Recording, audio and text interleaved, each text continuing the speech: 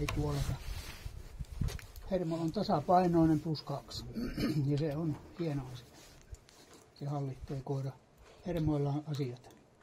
Esimerkiksi niin kuin nuo hyökkäykset tuossa, niin se katsoo, että ette ole tosissaan, että te lyö kuitenkaan. Minä voin syödä vaikka heinää tässä sen aikaa. Joo, se ei ainakaan sitä, minkä mä näin. Ei hän ottanut ollenkaan. Ei se tuossakaan mitään. Se kahteli tuota seinää. Vähän naalarivit vähän vinossa. Se on semmoinen. No sitten tuo taisteluhalu, tässä leukojen käyttö tässä esikatselmuksessa, niin se halusi kuitenkin, jos sinä sanot, että ei leiki yhtään, no kuitenkin rupesi leikkimään ja otti kiinni. Minun kanssa piti jopa paremmin kuin sun kanssa, se on tottunut sulle tuomaan ja luovutukset on tehty kuntoon. Ei se mikään hirveän voimakas ollut, se lähti sieltä välistä poikkeen. Mutta sitten niin kun näitä meidän mitään esineitä ja noita vastaan ei lähtenyt taistelemaan.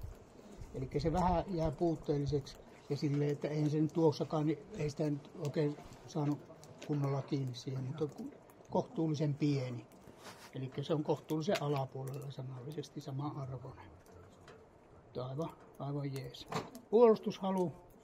No se ei osoittanut puolustushalua ollenkaan. Se halusi mennä vaan sitä miestä morjestamaan. Kuka uhkailee.